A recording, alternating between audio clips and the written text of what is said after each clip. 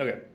All right. Hi, guys. We're here today with Brian Perry, Julie Perry, real estate aficionados. How are we today? I'm doing well. I guess I can't speak for you. I'm doing good. So, topic that came up that was kind of interesting that I thought would be nice to discuss with everyone out there, which is good for not just real estate people, but self employed people in general. As you know, it can get kind of crazy with your personal life Yeah. and work life at the same time. A lot of times the phone doesn't stop, the emails don't stop. So, I thought it'd be nice to talk to you guys about what is it that you do. I guess we'll throw it to Brian first. What do you do when the office is closed, the lights are off? What do you do to keep sane, calm, de-stress, relax? Well, that's a great question. I wish I had the perfect answer because real estate is kind of a stressful business, and part of our job is absorbing some of that stress for our clients. So it's just kind of a part of real estate and what we do to a large degree.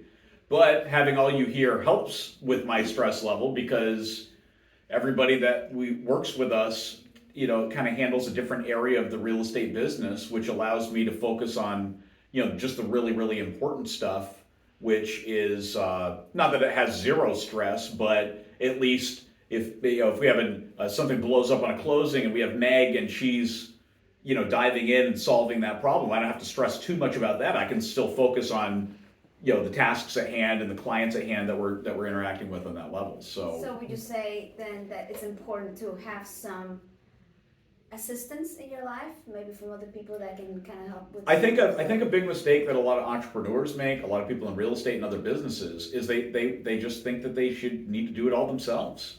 And the reality of it is, you're not that good at everything, and there's a lot of stuff you don't do that good in general. And even if you do everything perfectly, you don't have enough time to do it all perfectly.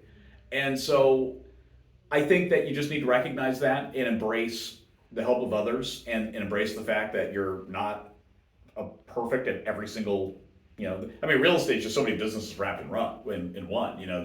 It's lead generation, it's lead conversion, it's closings. HR, accounting. Yeah. Mopping the floors, Right, it's everything. And so, what would you say for balancing everything out when it's all said and done? You go home at night. I mean, you don't want to say that you don't pay attention to your phone, but at what point do you really have to dedicate the time to each other and to the kids, and what's that look like? I mean, at some point, I make a decision in the day where I shut my phone off. And now I might go back and check emails or something a little bit later, or check messages or something. I might not, but I don't, at some point, 6, 7, 8 o'clock at night, I go home, with my family, have dinner, hang out with them and everything. And I shut my phone off. I'm not going to be in the middle of dinner and answer my phone. I'm not going to do it. Mm-hmm.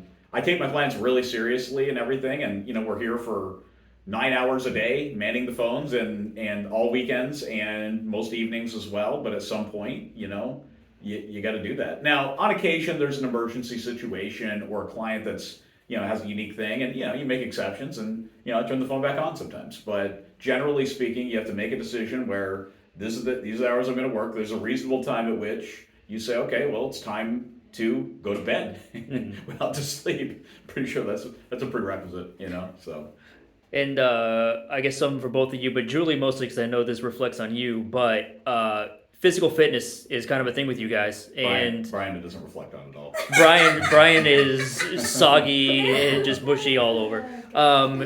But I'm curious how you guys implement that into your life too, because I know, like, personally, I am starting to hit the gym more because it's a good way to make sure you're mentally fit, physically fit. Because even though, yes, we're on the phones a lot, we are doing a lot of things, sitting, but it's good to stay physically healthy. So. Definitely.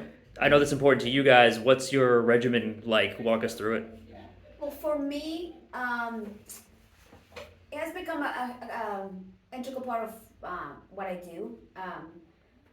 It takes a while to build a habit, but at some point, if you do it long enough, it becomes just part of your routine. Like, how in the morning you don't think about, oh, I have to go brush my teeth. You don't decide to brush your teeth. It's just something you do. So eventually, at first, it's hard because you have to build the habit. But then, if you do it long enough, it's just like I just go to bed and I know my alarm will go off at 4 a.m. and I don't think about it. I don't decide, oh, am I working out tomorrow? No, I go to bed and I wake up at 4. That's just what I do. So at first, it will be difficult until you have to force yourself long enough until it becomes a habit, until it becomes just part of your routine. It's just what you do. You don't think about it anymore. It's just what you do. Then you feel weird when you don't go. Yeah.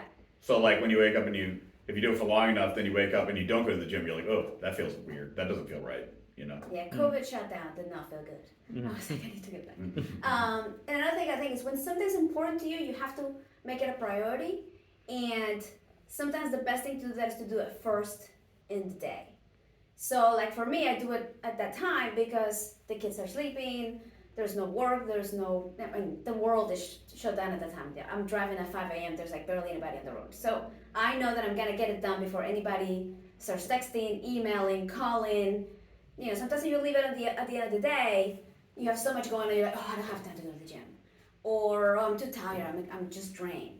So if it's important to you, I think it makes sense to get it done first thing in the morning. So what matters most gets done, and then the rest of the day kind of falls, in place as it goes.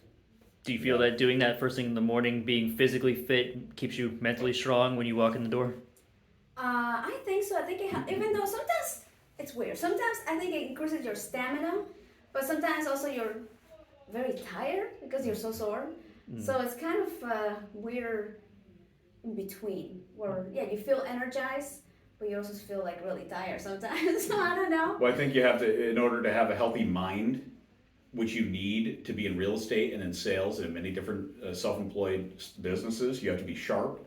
And it's hard to do that if you're physically not in great condition. Yeah. I think that's a big Like part of healthy. it. Yep. Mm-hmm. And it also kind of inspires like a degree of discipline in your life where, you know, I've always found that when I'm kind of exercising consistently, that the rest of my life is more in order and orderly. And you kind of have to do it that way, right? Because you can't, if you're going to do it super consistently, you can't be all over the place. Like you have to have things timed out. You have to wake up at a certain time. You have to be at the gym at a certain time. You have to be back in the shower at a certain time, et cetera, right? So. Right.